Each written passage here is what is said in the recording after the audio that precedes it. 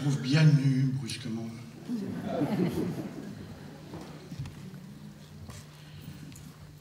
Monsieur le sénateur, monsieur le maire, monsieur le directeur de ce théâtre, chers collègues, mesdames, messieurs, l'histoire des Mille et une nuits est celle d'une naissance, d'une éclipse et d'une résurrection. M. Rallit l'a déjà annoncé, comme il a annoncé ce que, entre érudits, entre cuistres, nous appelons le conte-cadre, et qu'il ne voudra pas de reprendre après lui en quelques mots. Il s'agit, dans une civilisation dont on peut dire que la femme est le pivot, mais le pivot mystérieux et secret, dans cette civilisation, c'est une femme qui mène le jeu. Un roi, trompé par son épouse, décide de mettre dans son lit tous les soirs une jeune fille qui l'égorgera le lendemain pour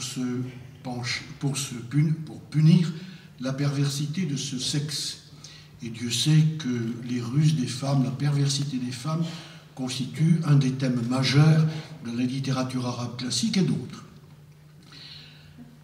Arrive au bout de je ne sais combien de nuits, on ne précise pas, une jeune fille, la fille du vizir, qui décide, pour sauver les femmes du royaume, de se livrer elle-même au roi. Et à partir de là, vous connaissez l'histoire, elle lui raconte, nuit après nuit, en s'arrangeant, j'en dirai un mot en conclusion, pour maintenir en haleine l'intérêt du roi. Elle parle donc, et au matin de la 1001e nuit, le roi lui fait grâce, c'était bien le moins, et donc tout finit bien, Scheherazade présente ses enfants au roi. Voilà pour le conte-cadre. On l'oublie un peu, mais encore une fois, en conclusion, je reviendrai là-dessus. Comment les nuits sont-elles nées? Qu'en savons-nous? Mettons en place le cadre. Les Arabes, après la révélation du Coran, se sont lancés à la conquête du monde. Un siècle après la mort de leur prophète, c'est-à-dire, mettons, au milieu du 8e siècle, ils ont établi un domaine, comme ils disent, c'est leur mot, une mamlaka, qui va de l'Espagne jusqu'à l'Asie centrale et à l'Indus. Cet ensemble est dirigé par un calife, c'est-à-dire un lieutenant de Dieu, et en même temps successeur du prophète, califat installé à Damas, d'abord, et ensuite, au milieu du 8e siècle, à Bagdad. Et à Bagdad, une nouvelle histoire commence. Les Arabes, qui jusque-là ont été les maîtres du jeu politique, se trouvent confrontés à d'autres peuples, en tête les Iraniens. Les Iraniens joueront le jeu de l'arabe. Ils fourniront à la littérature arabe quelques-uns de ses plus grands écrivains. Mais ils entendent que désormais, l'islam, la direction de la communauté des croyants, ne soit plus accaparée par les Arabes. Et à travers les Iraniens, c'est toute une culture qui arrive, et qui est elle-même, cette culture, le relais d'une autre, la culture de l'Inde. En même temps, une série de grands califes. Vous attendez Haroun al-Rachid, je vous le dis tout de suite, mais pour moi, ça n'est pas le plus grand. Le plus grand, à mes yeux, c'est Mamoun, qui règne de 813 à 833. Une série de grands califes engage une politique d'ouverture culturelle, sous le double signe, bien évidemment, de l'islam et de la langue arabe comme véhicule de la culture et de la science. C'est une rencontre formidable de civilisation, déjà, que celle qui se fait entre l'Arabie, la Perse et l'Inde. Il y en a une quatrième, la Grèce, que l'on découvre ou redécouvre alors par ses manuscrits et qui va donner lieu à une impressionnante série de traductions, et notamment sous le calife dont je prononçais le nom, Mamoun, qui fondera ce que nous appellerions un institut où il regroupera les savants qui seront en charge de traduire en arabe les œuvres grecques et de traiter aussi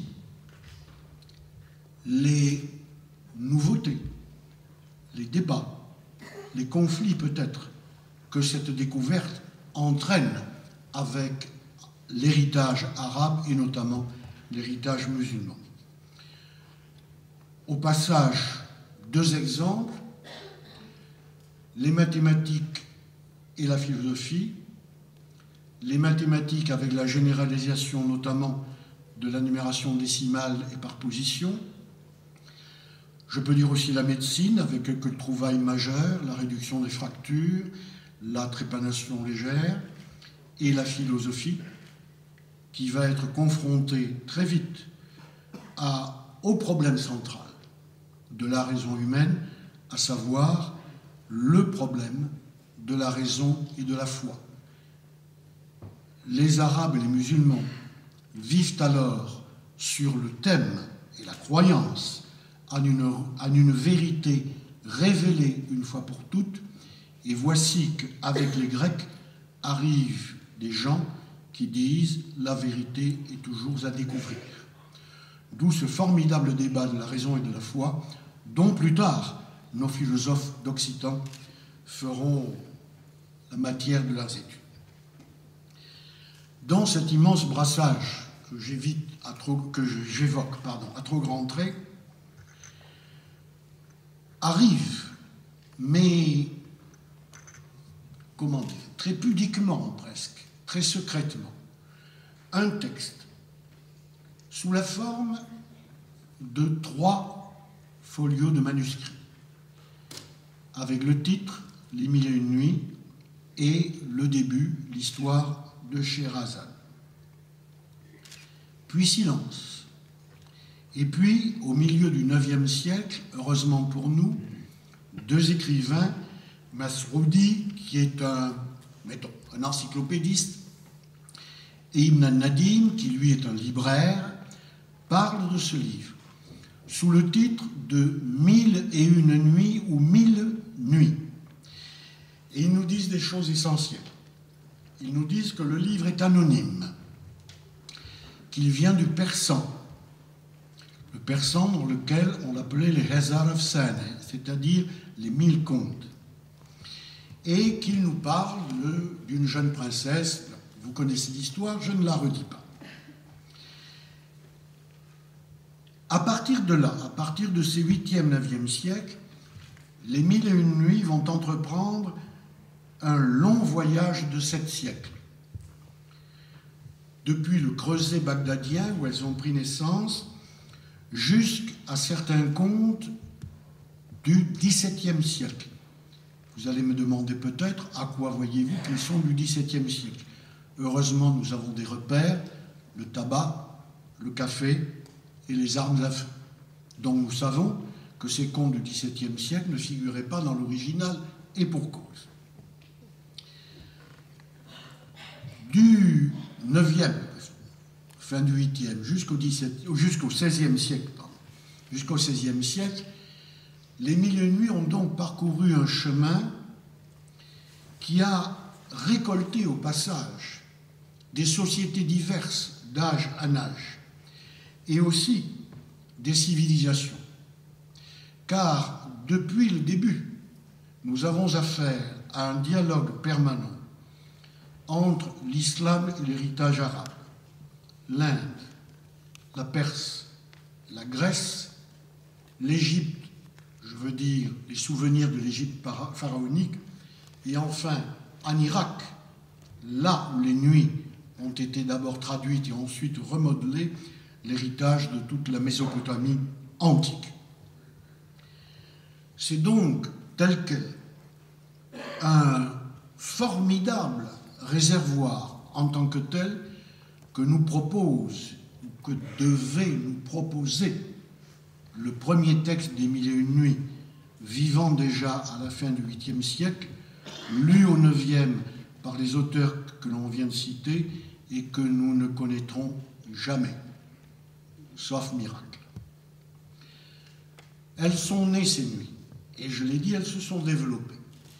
Mais elles se sont développées dans le mystère, l'obscurité. J'en viens donc à parler de leur éclipse, car c'est là, véritablement, que nos problèmes sont les plus graves. Et d'abord, a priori, vous n'en reviendrez sans doute pas, Masroudi et Ibn Nadim, les deux auteurs qui ont lu Les Mille et une Nuits, nous disent qu'il s'agit d'une littérature morale. Bon. Ils veulent dire par là qu'en fait, elle est classée comme telle. Ces Mille et une Nuits sont classées avec les œuvres réputées comme morales et consignées comme telles. Et au passage, nous pouvons faire confiance au deuxième de ces personnages, Ibn Nadim, qui est un libraire bagdadien de la deuxième moitié du 9e siècle et qui nous a laissé son répertoire de libraire, c'est-à-dire une liste de titres d'œuvres avec des développements plus ou moins longs sur leur contenu.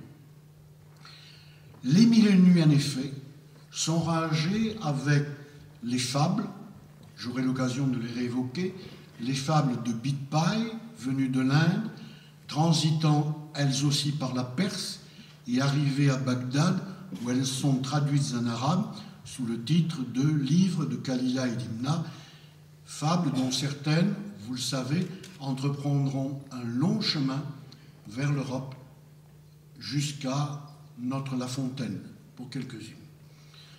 Donc, Mille et une Nuits rangées avec les fables, avec toute une littérature que l'on appelle l'éthique des rois, et avec la prétendue correspondance d'Alexandre.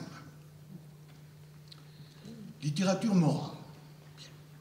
Pourtant, dès cette époque, les deux auteurs que j'ai cités, Masroudi et Ibn Nadim, pas très franchement, mais tout de même, laissent poindre le bout du nez.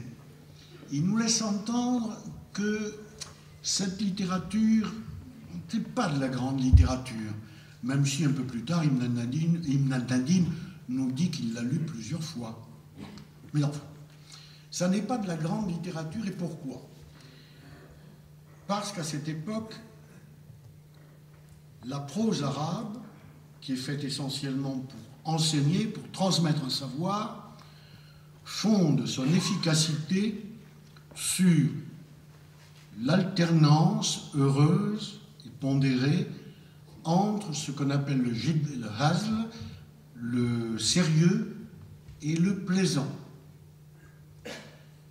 Et on sent bien, aux réserves de mes deux auteurs, que pour eux, décidément, dans les Mille et une Nuits, la balance penche quand même un peu trop du côté du plaisant et pas assez du côté du sérieux, de la morale à délivrer.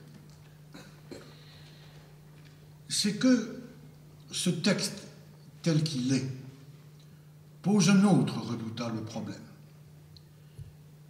Qu'est-ce que la littérature pour les Arabes de l'époque classique? Un mot, la poésie.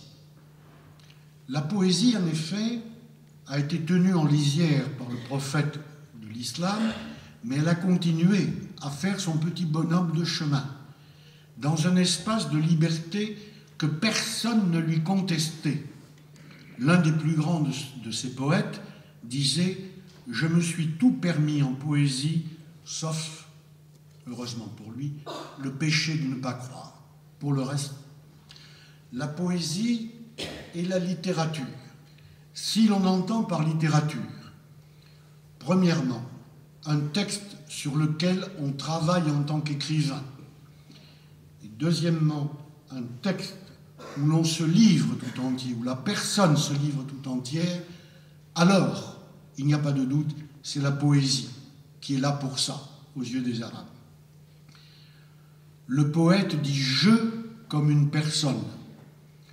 Le prosateur, lui, quand il dit « je », parle toujours comme un témoin et jamais comme une personne. Il dit « j'ai ceci à dire, j'ai ceci à enseigner, j'ai entendu ceci, je conteste cela », mais il ne vous raconte pas sa vie. Celui qui raconte sa vie, et qui fait de la littérature, c'est le poète. Pourquoi? Parce que le Coran, d'entrée de jeu, a posé sur la prose arabe un formidable interdit. Le Coran est écrit en ce qu'il est convenu d'appeler une prose rythmée et rimée, et par conséquent, tel fou qui tenterait de travailler sa prose pour en faire une prose rythmée et rimée court d'abord à la catastrophe, parce qu'on ne peut pas imiter Dieu, et surtout, deux, au blasphème. Ainsi se sont répartis les champs de l'exercice littéraire dans le monde arabe classique. D'un côté, dans la prose, littérature de témoignage, et de l'autre, la poésie, littérature tout court. Vraie, entre guillemets, littérature. Alors que viennent faire les nuits là-dedans? C'est de la prose, réputée au début, nous dit-on, moralisante, mais qui en prend un peu à son aise avec le comique, la gaudriole, parfois l'érotique, c'est vrai, et puis surtout un texte qui mélange tous les genres, qui fait de la prose, bien sûr, mais aussi de la prose rimée, dont je viens de dire le statut un peu étrange qu'il portait, et enfin des poèmes qui parsèment ce texte. Alors, qu'est-ce que c'est que les Mille et une nuits pour le critique arabe du 9e, 10e siècle? Réponse, bien, je ne sais pas. C'est tout et rien. Ainsi s'explique que, après ces 9e, 10e siècles, les nuits disparaissent de l'histoire des lettres arabes. On en a 2 citations, à peine. Et elles continuent, sans doute, dans l'ombre, ce périple, puisqu'elles ont été conservées. Et la question qui se pose, c'est, après tout, pourriez-vous me dire, d'après tout ce que vous venez de nous expliquer, on aurait dû les jeter aux orties, ne pas les conserver. Et pourtant, ils nous sont arrivés, ces mille et une nuits. Je crois qu'il faut faire un peu appel à l'histoire ici. Essayons de nous imaginer comme arabes, ayant conquis le monde, en tout cas une grosse partie du vieux monde, ayant régi ce monde avec nos gouverneurs, nos préfets, nos généraux, nos officiers, nos poètes. Ensuite, nous avons été confrontés aux Iraniens qui nous ont demandé une part du gâteau au Xe siècle. Au XIe siècle sont arrivés les Turcs qui ont privé le calife de tout pouvoir temporel, dirions-nous. Et en 1258, la catastrophe majeure, les Mongols, le sac de Bagdad, Bagdad qui disparaît de l'histoire pour quelques siècles. Et avec Bagdad, le califat. Le califat qui jusque-là avait tenu, au moins comme symbole, au moins comme signe de l'éminente dignité et de l'éminent devoir de la communauté des croyants à être régi par un pouvoir unique et inspiré. Après 1258, il n'y a plus d'État unique musulman. Il y a des États musulmans, il y a un monde musulman, mais les Arabes, peu à peu dépossédés de l'initiative historique sur leur propre territoire, sentent, je crois, le monde leur échapper. Ils avaient, ces Arabes, une culture qui était portée par plusieurs peuples. Les Iraniens, désormais, vont revenir à leur langue nationale. Ils avaient, ces Arabes, des centres de culture jusqu'au bord de la mer d'Aral. Ces bords de la mer d'Aral qui ont fourni quelques-uns des plus grands grammairiens arabes. Et maintenant, la frontière linguistique de ce monde est fixée là où nous la connaissons, à l'Irak, à la Mésopotamie, jusqu'au Maghreb. Mais la culture arabe elle-même est enfermée dans ses limites.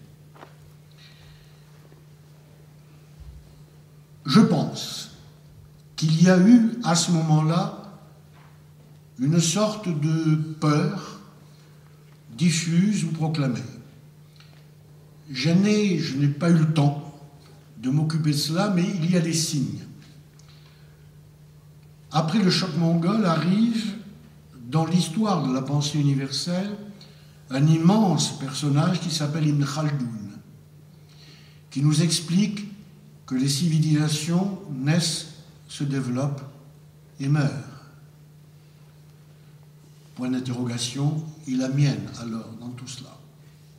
Au même moment, un immense voyageur, Ibn Battuta, en quelques 20 ans de voyage, parcourt 150 000 kilomètres depuis son Maroc natal jusqu'à l'Asie subsaharienne, à l'Afrique orientale, l'Asie centrale et l'Extrême-Orient jusqu'à la Chine.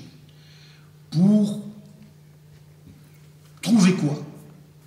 Pour trouver là où on lui a dit qu'elles étaient des colonies musulmanes, des endroits où l'islam vivait encore sur la planète après le terrible choc mongol. Ne serait-ce pas, je vous le demande, pour se rassurer sur l'avenir de son peuple et de sa culture? Enfin, dernier signe, un auteur, Suyuti, qui meurt au moment où les Turcs ottomans entrent en Égypte au début du XVIe siècle. Cet homme meurt à 53 ans. Donnons-lui, si vous le voulez bien, 33 années d'exercice du métier d'écrivain, ou plutôt de scribe, de compilateur. Cet homme, en 30 et quelques années d'exercice, aligne, mesdames et messieurs, 560 titres d'ouvrages. Quelques-uns très brefs, mais d'autres en plusieurs volumes, commentaires du Coran, histoire générale des Arabes de l'islam, etc., etc. Qu'est-ce qui a pu pousser un homme à s'empoisonner la vie, 33 ans durant, à réécrire ce qu'on avait écrit avant lui, en y ajoutant bien sûr de son cru, sinon, me semble-t-il, que la volonté farouche de laisser un trésor, que pour le cas où les temps troublés amèneraient, Dieu nous en garde, la civilisation arabe et musulmane exprimée en arabe à disparaître, qu'au moins nous ayons laissé des traces. C'est un peu comme cela, je crois, que les 1001 nuits se sont sauvées. Dans l'Égypte de cette époque, car c'est là surtout que s'est passée la conservation du trésor, dans l'Égypte de cette époque, c'est-à-dire après les 12e, 13e siècles, certains, et nous pouvons les bénir aujourd'hui, ont pensé qu'il fallait sauver, pour les témoignages à venir, il fallait sauver ce qui n'avait plus été jugé digne de la sanction de l'écriture. Une littérature orale, ou mi-orale, mi-écrite, en tout cas, quelque chose qui n'était pas de la grande littérature, mais que, de toute façon, il fallait sauver, parce que cela faisait décidément partie du trésor commun. D'où, par parenthèse, le rôle éminent de la poésie, qui a peut-être aidé à cette sauvegarde. Après ce que j'ai dit tout à l'heure, vous devinez que le signe de la vraie, de la grande littérature étant la poésie, on ne pouvait sans doute pas jeter aux orties un texte où sans doute il y avait de la prose, mais où il y avait aussi et peut-être d'abord et surtout de la poésie. Reste à parler de la résurrection. Cette résurrection, elle a un nom, Antoine Galland. Notre illustre prédécesseur au Collège de France, mort en même temps que Louis XIV en 1715. Et d'entrée de jeu, je voudrais que nous rendions un hommage vibrant à cet homme. Cet homme était né dans une pauvre famille de Picardie, remarqué par le curé du village, les bons pères des villages de l'entour. Il fait des études sur place, enfin à Noyon, est appelé à Paris et devient le plus grand orientaliste de son siècle.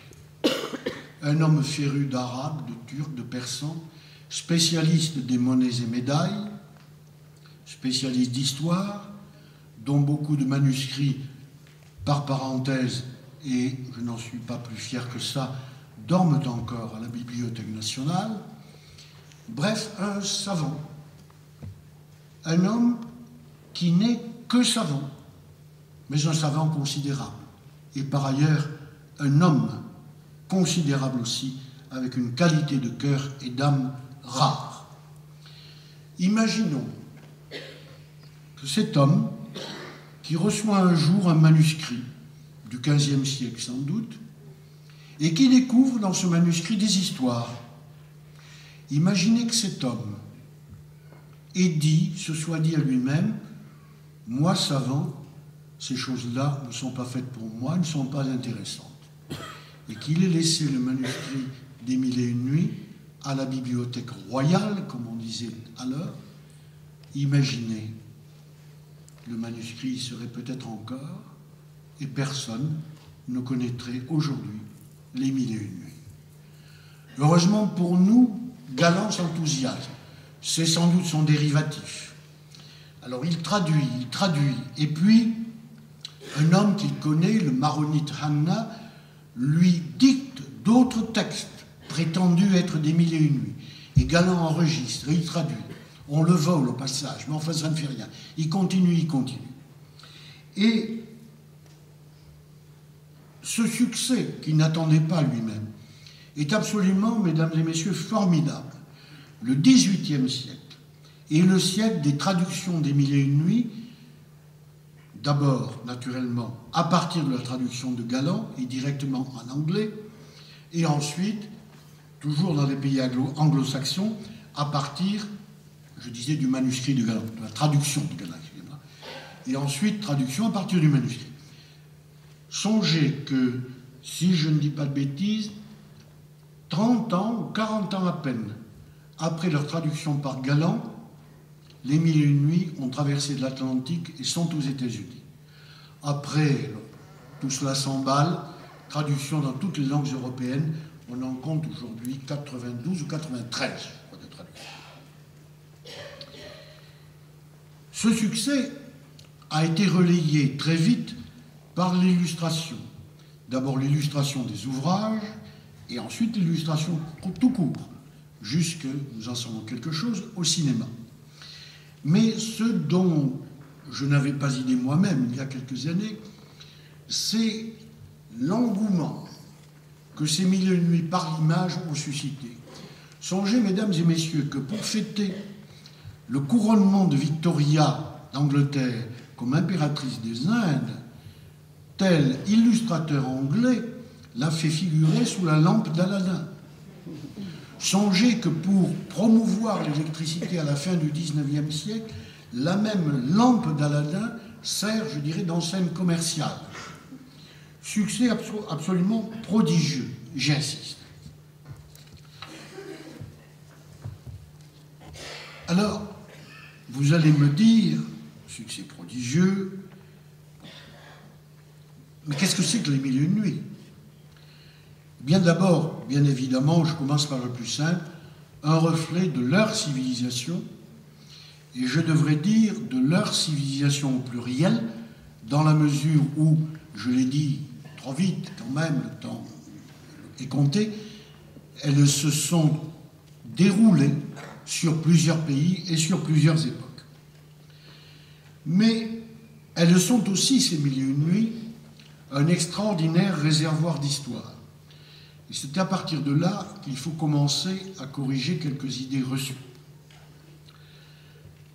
Les Mille et une nuits ne sont pas seulement de grandes histoires, à l'Aladin, Ali Baba, le roi Norman et autres. Les Mille et une nuits comportent 6 genres ou tonalités comme vous voudrez. Il y a d'abord 3 genres majeurs, je dis le mot faute de mieux.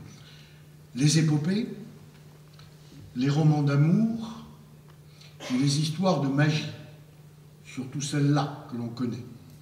Et puis 3 modes mineurs, les petites histoires relatives à de grands personnages, califes, poètes, etc., les fables et maximes, Et enfin, ce ne sont pas les moins intéressantes, de petites histoires nées de la vie du peuple, du petit peuple, et jusqu'aux truands, jusqu'à ce qu'il est convenu d'appeler les marginaux.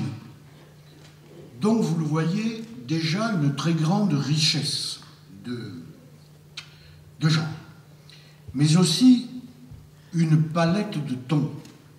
Alors là, redoutable problème, les Mille et une nuits sont-elles une littérature orale ou une littérature écrite? Eh bien, mesdames et messieurs, je n'en sais rien. Il est évident qu'au départ, elles étaient une littérature écrite, puisque le manuscrit de la fin du 8e siècle et les deux auteurs dont j'ai parlé, Masroudim et Nadim, nous la présentent comme un livre. Mais ensuite, dans cette longue carrière, où des contes ont été retirés, d'autres ajoutés, où était la part des écrivains, des scribes et des conteurs qui racontaient cela sur la place publique et qu'une oreille entendait, transcrivait et confiait à tel ou tel qui ajoutait ça au recueil? Nous n'en saurons jamais rien. D'autant que, a priori, quand je trouve un texte en prose rimée, je me dis, il y a de fortes chances que là, je tienne vraiment un conte écrit, et peut-être un conte écrit dès les origines. Alors, origine, d'accord, au bout de quelques pages, on s'aperçoit que décidément, ça n'est pas du 9e, du 10e siècle, c'est au moins du 12e ou du 13e. Bon, mais on se dit, mais enfin, un conte écrit. Quelques listes après, la prose rimée ayant laissé la place à la prose tout court, on trouve, c'est très rare, mais on trouve une forme grammaticale, par exemple, une troisième personne du masculin pluriel pour le féminin pluriel, on se dit, il n'y a pas de doute, ça vient d'un conteur. Donc, prenons-les pour ce qu'elles sont, ces Mille et une nuits, pour un texte fondamentalement en prose, où la poésie joue un rôle non négligeable, j'y insiste, d'une prose pas trop difficile, sauf lorsqu'ici ou là, un scribe s'est mis à développer ce genre de prose rimée dont je parlais, mais enfin, un texte mi-prose, mi-écrit, mi-oral, dont personne ne saura jamais, et pour une fois, les érudits déclareront forfait. Il n'est pas mauvais que de temps en temps, les érudits calent comme ça. Moi, personnellement, je suis de ceux qui aiment bien, de temps en temps, qu'on se heurte dans un mur. Et là, nous sommes tranquilles.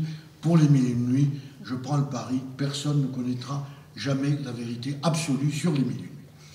Sur cette image rafraîchissante, j'enchaîne sur un point. Ce texte, qui n'est pas un texte d'auteur au singulier, mais un texte auquel plusieurs auteurs ou conteurs ont concouru, ce texte, donc, n'est pas sans moralité.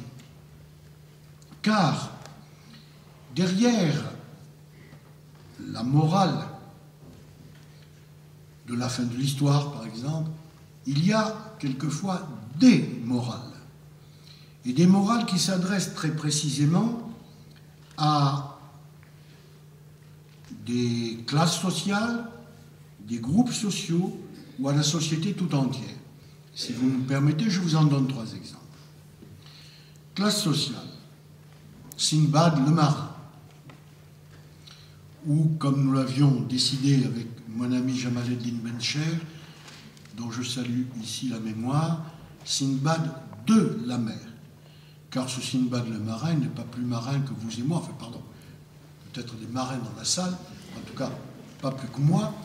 C'est un homme qui déteste la mer, qui la hait, qui la fuit.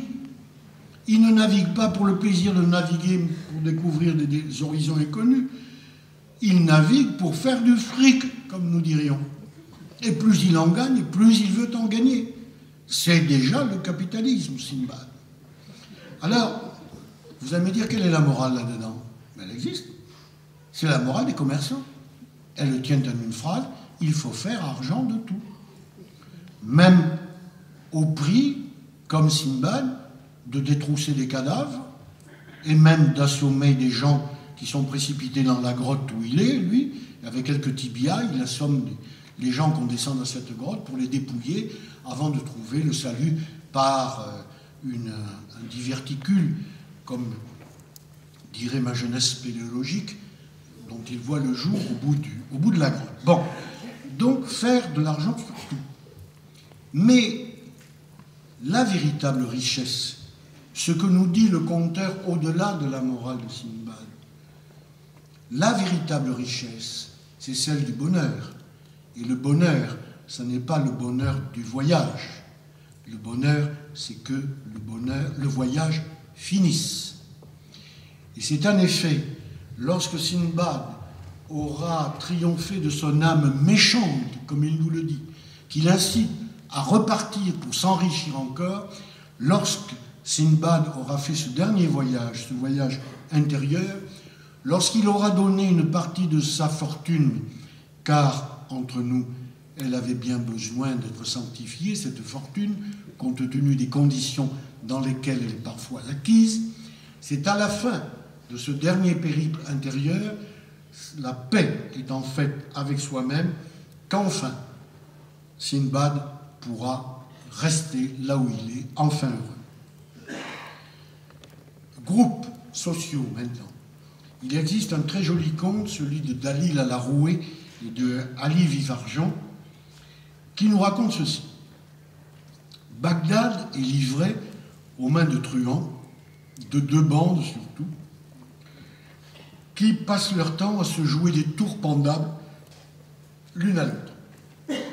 Alors le calife, un jour, Haroun al-Rachid, bien sûr, le calife, un jour lassé, décide d'en finir.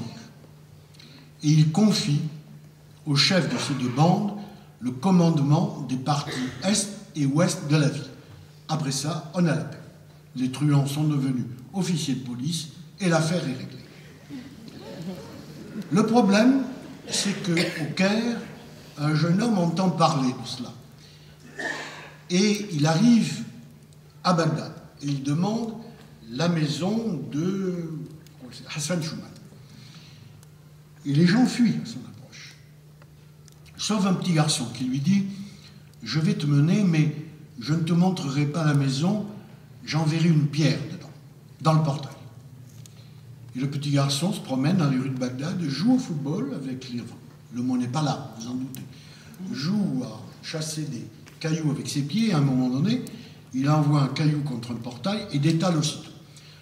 Notre homme frappe, on ouvre, et on se retrouve dans une sorte de franc-maçonnerie, dans une de ces deux bandes qui ont leur code, leur vocabulaire, leur grade. Alors, peu importe la fin de l'histoire, ce qui importe, c'est ce phénomène-là. Invention de conteurs, mais que non pas.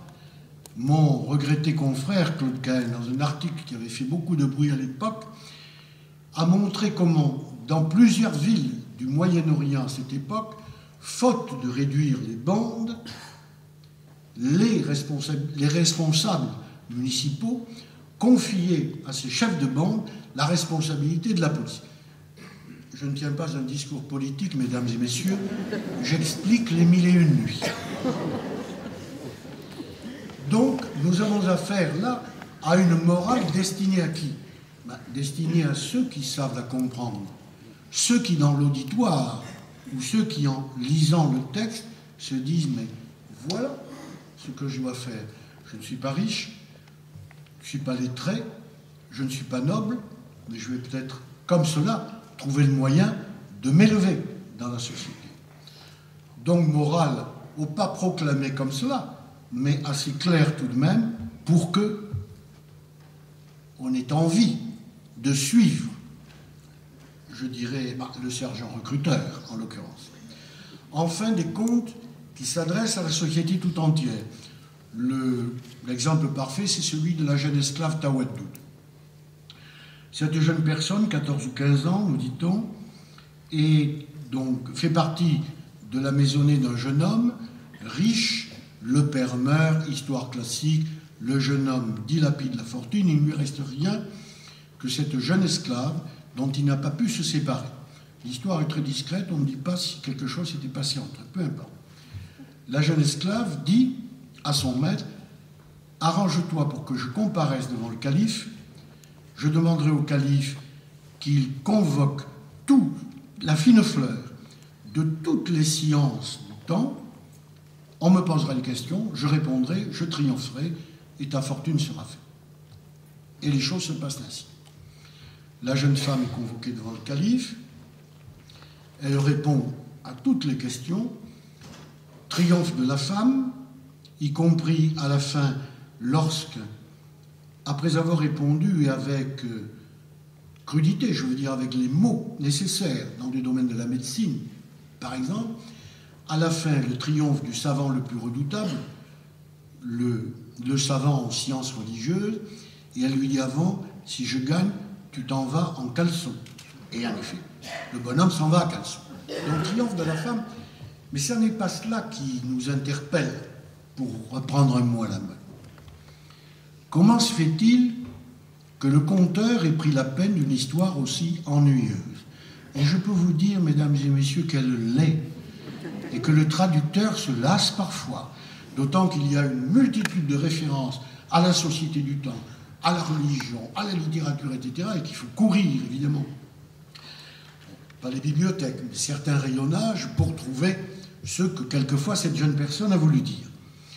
Une histoire ennuyeuse, vous allez nous dire, mais vous écoutez bien, je sais pas, qu'est-ce que nous écoutons, ma chérie, les questions pour un champion, de temps en temps, quand même, et le jeu des 1000 euros, bon. Mais de temps en temps, nous attendons, selon que le candidat nous plaît ou ne plaît pas, qu'il triomphe, ou passez-moi l'expression, qu'il se plante. Or là, il n'y a aucun suspense. On sait, d'entrée de jeu, que Tawaddoud, tendresse, c'est son nom, triomphera. Pourquoi le pari de ce conte sur, si j'ai bonne mémoire, une bonne trentaine de pages? Et surtout, voilà une histoire, là, pour le coup, elle, profondément immorale. Car enfin, si la jeune esclave triomphe, ça n'est que justice, mais que triomphe avec elle ce jeune imbécile qui ne s'était même pas rendu compte qu'il avait un pareil trésor dans sa maisonnée. Oui, que ce jeune imbécile triomphe avec elle, c'est complètement amoral. Alors, en fait, la leçon de l'histoire, elle est ailleurs. Le conte, c'est l'Égypte des XIIe, XIIIe siècles. Et que fait la conteuse? Elle fait ce que faisait mon brave homme de Suyuti que j'évoquais tout à l'heure. Elle rassemble le savoir haut, sous une forme de catéchisme, question-réponse, mais elle fait dans le peuple la même opération que réalise à ce moment-là un grand personnage sur le terrain, Saladin. Elle réunifie le monde arabe autour de son trésor par ce bréviaire de la culture qu'elle dispense pendant que, encore une fois, les soldats, eux, se battent sur le terrain. Deuxième question, quel texte suivez-vous? Alors il y eut Galland qui a traduit à la mode du XVIIIe siècle, mais une traduction qui demeure, pour moi du moins, pleine de charme. Puis il y eut Mardrus. Alors, évidemment, le débat est toujours lancé avec Mardrus. Faut-il aimer ou non Mardrus? Oui, il faut aimer Mardrus. Pour Mardrus. Car Mardrus, finalement, a réarrangé le texte de la Vulgate dont je vais parler dans un instant, de la Vulgate des Mille et une nuits, en s'inspirant d'autres traductions, mais tous les traducteurs, moi-même, vont de temps en temps à d'autres pour savoir s'ils sont bien dans le droit fil de l'histoire, si tel mot correspond bien. Bon, donc il n'y a aucune honte à regarder ce que les autres ont fait avant vous. Mais Mardrus, surtout, a voulu, je dirais, désorienter le lecteur en orientalisant son texte. C'est-à-dire qu'il a, par exemple, traduit des noms qui, en arabe, ont perdu toute signification. J'ai dit dans la préface du tome 1, quand nous disons Christophe, nous n'avons pas envie de traduire par Porte-Christ. Quand nous disons Sylviane, nous n'avons pas envie de traduire par Forestière. etc., etc. Donc c'est un petit jeu qu'il faut prendre comme tel, qui n'ajoute rien en tout cas au texte arabe.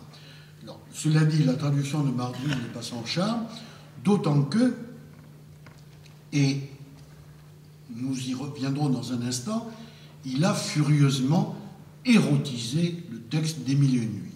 Alors cela se faisait dans un contexte où il y avait André Gide, Pierre Louise et d'autres, et sa traduction a connu un très grand succès, mérité, j'y insiste, mais qui ne donne pas tout à fait la vérité du texte.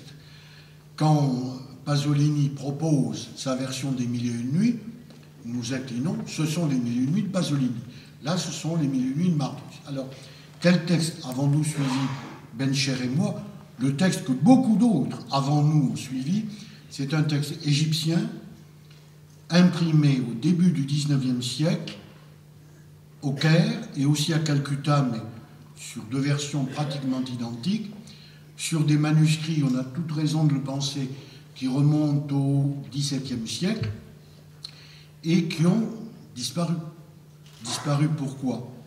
En ces temps où le monde arabe découvrait l'imprimerie, début du XIXe siècle, eh bien, l'imprimerie était la dernière merveille du siècle et les manuscrits ne servaient plus à rien. Il est probable qu'on les ajoute, sauf découverte à venir. Donc, un texte convenable qui va de la première à la 1001e nuit sans accroc, qui laisse au passage Ali Baba et Aladdin, qui font partie du trésor oralement enregistré par Galland, transcrit en arabe par lui et traduit par lui, qu'il faudra, toutes dispositions sont prises pour ça, réintégrer dans le recueil, mais à l'appendice, en expliquant pourquoi ils sont là. Bref, un texte qu'il est convenu d'appeler aujourd'hui la Vulgate des Mille et une nuits, et qui est le moins mauvais et le moins infidèle que possible. Restons-en là, si vous le voulez bien. En conclusion, je voudrais d'abord en finir avec deux procès. Est-ce que, oui ou non, les Mille et une nuits sont une littérature amorale ou morale? Je dirais oui, parce que morale, parce qu'à la fin, la morale est toujours gagnante, en ce sens que la justice triomphe toujours. Ou bien sûr, des innocents risquent de perdre la vie, mais le mauvais, en tout état de cause, ne triomphe jamais, jamais à la fin. Et si par hasard il se retrouve roi, il y a dans les dernières lignes, et peut-être comme un ajout ici ou là, quelqu'un qui vient faire justice, en 4 ou 5 lignes.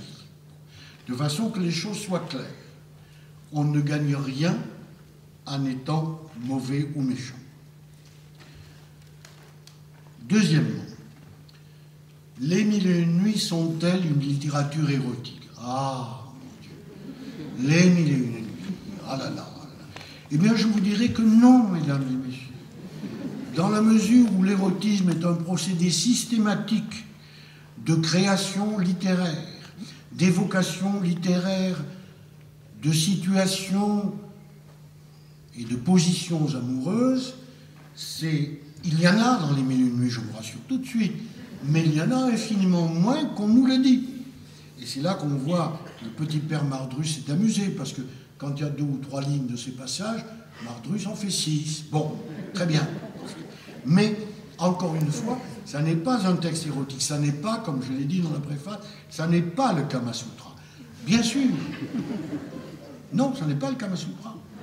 Parce que, bien sûr, il y a des histoires un peu lestes, il y a des histoires avec quelques mots crus qu'il faut traduire comme tels. Bon, mais à côté de cela, mais que d'histoires où l'amour intervient peu, ou de façon très poétique. Je pense immédiatement, l'idée me vient de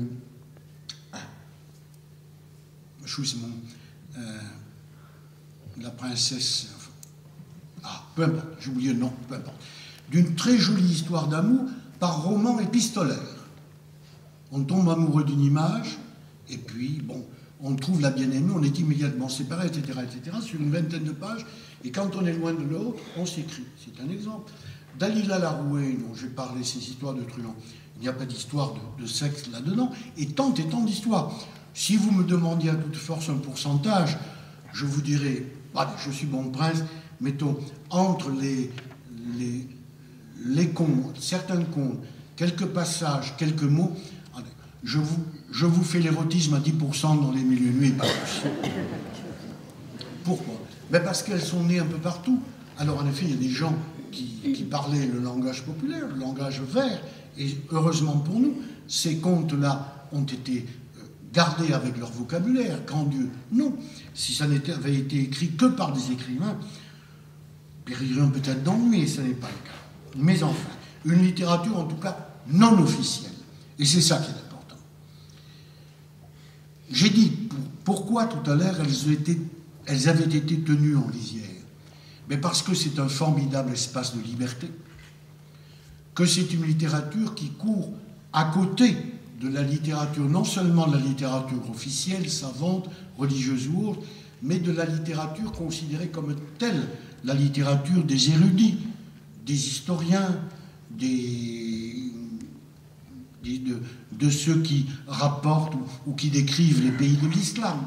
C'est une littérature qui vit d'elle-même et qui vit de sa propre liberté. Pour terminer, deux choses. J'ai commencé par le conte cadre, l'histoire de Scheherazade. Il est dommage qu'on l'oublie, parce que convenons-en, nous en moquons un peu au fil des nuits. Mais l'aube était là, et Scheherazade se tut, etc. Et lorsque ce fut elle reprit la parole pour dire, etc. Avez-vous tout de même remarqué, je pense que oui, qu'il y a des mille et une nuits très longues, des nuits, pardon, très longues, et d'autres très courtes.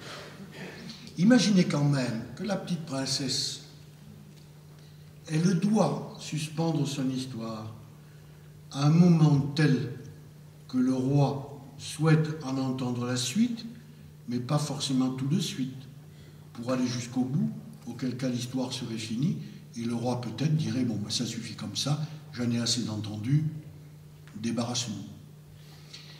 Il y a donc un jeu assez subtil de Scheherazade. Je n'aurais pas la prétention de dire que tout cela a été voulu, et notamment voulu par les recompositeurs du recueil. Mais tel qu'il est, ce recueil, nous avons des nuits qui ne font même pas une page, et d'autres qui s'étalent sur 4 ou 5. Alors, mesdames et messieurs, nous pouvons rêver une nuit qui est très courte. Qu'est-ce qui s'est passé cette nuit-là? Scheherazade n'a pas beaucoup raconté. Il s'est passé d'autres choses. Elle a peut-être eu d'autres moyens, il faut croire que oui, d'amadouer le roi et de le rendre plus humain. D'autres, au contraire, sont longues. Et là, on peut imaginer en effet que Scheherazade forçait la dose pour dire « j'y vais, tu vas voir un peu comment je sais raconter, quand on me laisse raconter ». Nous pouvons tout imaginer. Là, nous sommes parfaitement libres. Personne n'ira nous dire le contraire. N'oublions pas quand même le drame que vit Scheherazade. Et alors, avant de terminer, je ne résistais pas au plaisir. Vous me donnez encore 5 minutes, puisque je suis dans les temps, il me reste 5 minutes. Pour vous donner une idée de ce que peuvent être les mille et une nuits, je vais raconter, rassurez-vous, une très brève histoire. C'est l'histoire, ma femme va être bientôt comme Scheherazade, parce qu'elle l'entend, elle, depuis je ne sais combien de temps. C'est un benet qui se promène dans la campagne en tenant, vous aussi, monsieur Ralit, je vous l'ai déjà raconté, pardonnez-moi, en tenant par un licol son âne. Derrière surviennent 2 voyous. Et un voyou dit à l'autre, je vais lui voler son âne. Comment feras-tu? Laisse-moi faire. Quand l'âne sera libéré, amène l'âne très loin, je me charge du reste. Le voyou s'approche, enlève délicatement l'icône du cou de l'âne, fait signe à son copain qui s'en va avec l'âne. Quand ils ont disparu, le voyou s'arrête, tire sur le licol et, naturellement, le benet se retourne et qu'est-ce qu'il voit? À la place de son âne, un homme. Alors, cri d'épouvante, Mais qui es-tu, un homme, un génie? Mais non, répond le voyou. Ne m'en parle pas. Mais non, je suis un homme comme toi, mais j'ai été maudit. Je vis chez ma mère, une sainte femme, et je suis rentré il y a 3 ans de cela, ou 4, peu importe, et j'étais sous comme il n'est pas permis de l'être, et elle m'a fait des reproches, je lui ai répondu, le ton est monté, je l'ai battue, elle m'a maudit, et Dieu m'a changé un âne. Il faut croire que depuis le temps, ces prières sont venues, enfin, ont été exaucées, parce que là, je viens de retrouver ma forme humaine. Alors le Benet, naturellement, le libère, et il rentre chez lui en disant à sa femme, nous sommes maudits. Responsables peut-être, mais pas coupables. Bon. Nous, voilà ce qui s'est passé. C'était pas un âne. Cet âne que j'ai acheté, là, il y a 2 ans, marché, c'était un homme. Et nous l'avons traité, on monté dessus, on l'a battu, on lui fait tourner la meule sans le nourrir. Sa femme lui dit, écoute, on va d'abord prier, demander pardon. Alors il prie. Et puis au bout de 2 jours, la femme, qui tient le logis, qui a les pieds sur terre, dit à son fils, va maintenant assez jouer comme ça, va au marché, achète un âne et remets-toi au boulot. L'homme s'en va au marché, regarde, qu'est-ce qu'il voit? Son âne. Alors il s'approche à pas de loup et à l'oreille de l'âne, il murmure, bougre de salaud, tu as encore battu ta mère. C'est une histoire parmi d'autres, qui fait partie de ces petits historiens que j'évoquais tout à l'heure, pour essayer de vous montrer comme les 1000 et une nuits ne sont pas uniquement les grandes histoires. Alors je conclus cette fois sur le chiffre de 1001. 1001. Les auteurs ne nous y aident pas beaucoup, mais 2 auteurs du Xe siècle, puisque l'un parle de 1000 nuits et l'autre de 1001. Alors, certains savants ont dit, mais 1001, c'est un chiffre imposé par les Turcs. Alors, moi, je rêve, parce que les Turcs sont arrivés au XIe siècle, et mes auteurs sont du Xe, ils parlent déjà de 1001. Alors, je pense, tout simplement, nous prendrons 1000 comme le chiffre absolu de la plénitude, et le 1, le chiffre de l'impair, que nous ajouterons, si vous le voulez bien, au bouquet de 1000 roses que nous offrirons à Scheherazade. Merci.